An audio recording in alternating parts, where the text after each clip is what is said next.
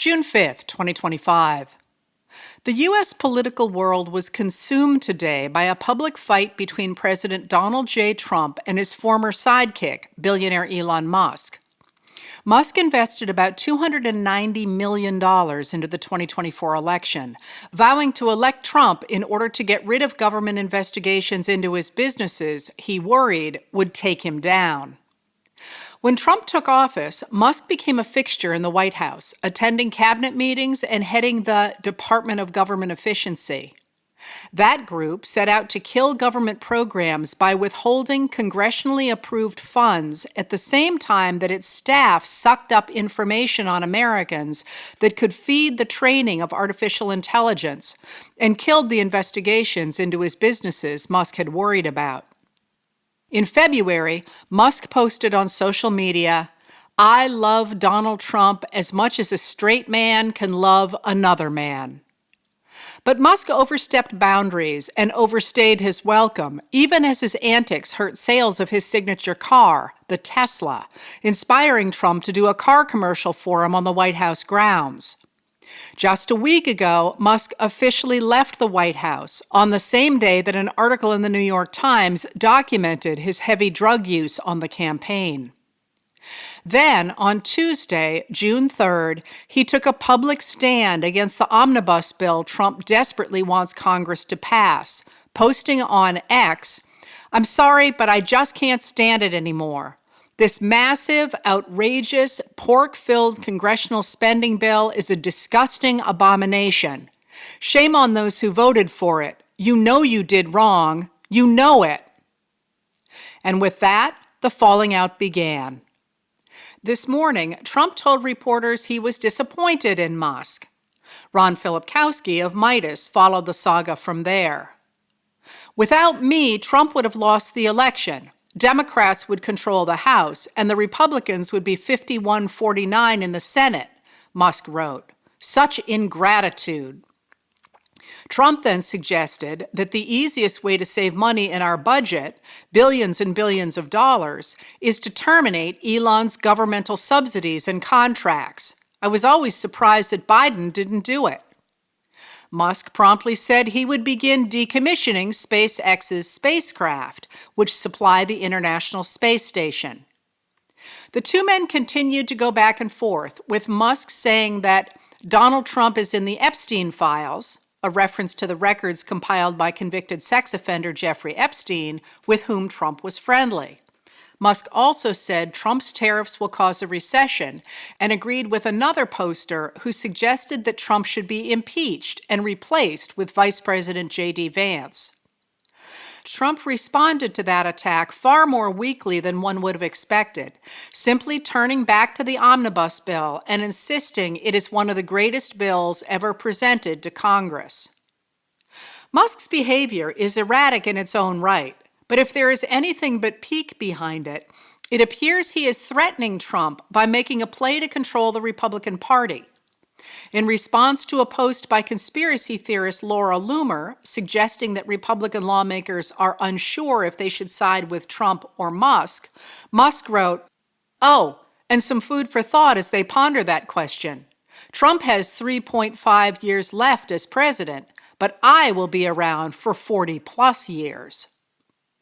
It's quite a gamble, since Trump controls the government contracts on which Musk's fortune was built and on which he still relies. Some MAGA loyalists appear to see the fight as a victory for Trump and are thrilled to see Musk's star fall. MAGA influencer Steve Bannon told Tyler Pager of the New York Times that he has advised Trump to cancel all of Musk's federal contracts and launch a formal investigation of his drug use and his immigration status.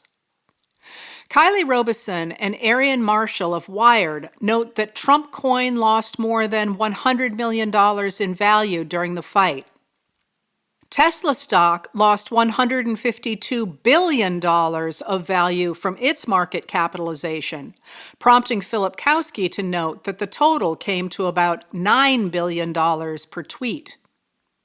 Economist Robert Reich had perhaps the best summary of the fight today when he noted, That any of us have to care about the messy breakup of these two massive narcissists, and that they both individually wield such massive power, is an indictment of our political system and further proves the poisonous influence of big money on our democracy.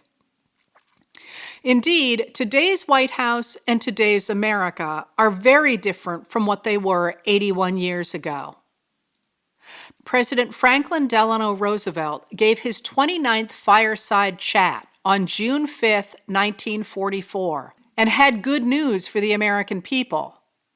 The day before, on June 4th, Rome had fallen to Allied troops. The first of the Axis capitals is now in our hands, Roosevelt said. The president pointed out that it was significant that Rome has been liberated by the armed forces of many nations.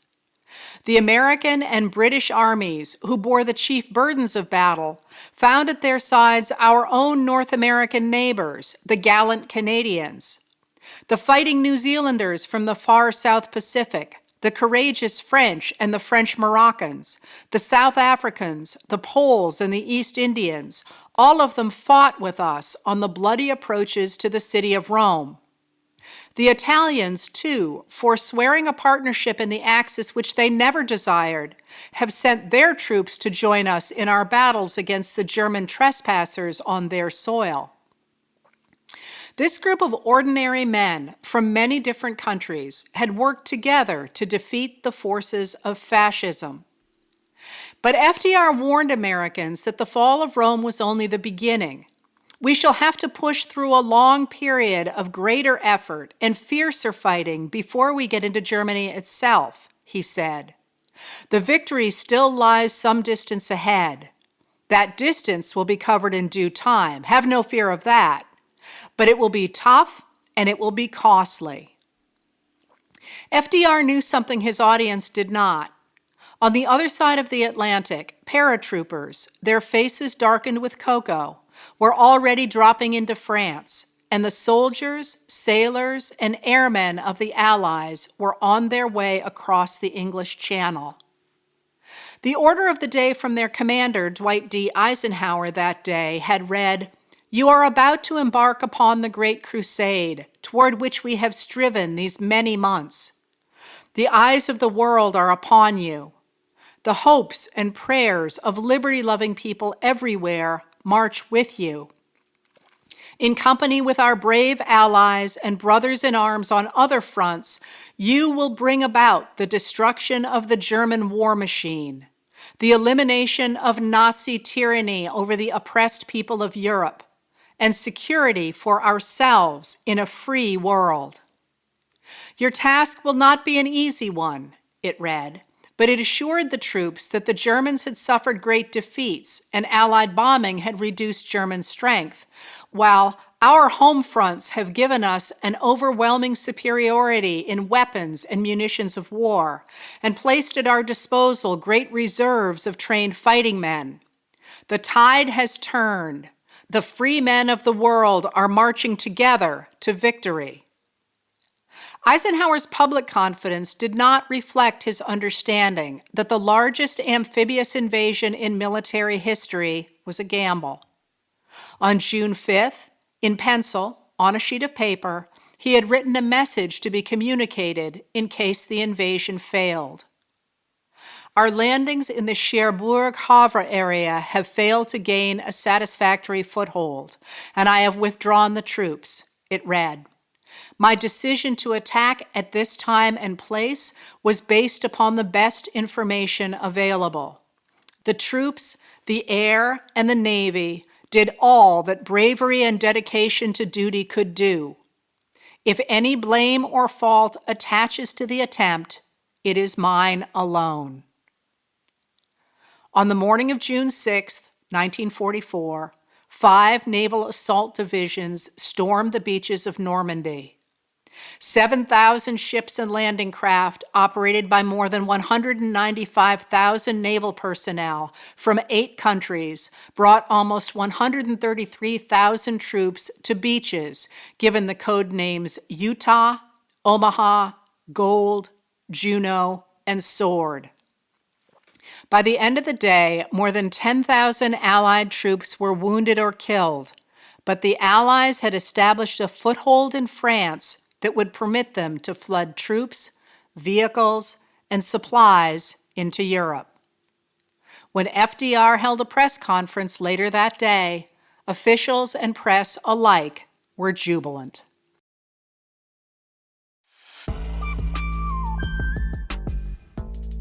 Letters from an American was written and read by Heather Cox Richardson. It was produced at Soundscape Productions, Dedham, Massachusetts. Recorded with music composed by Michael Moss.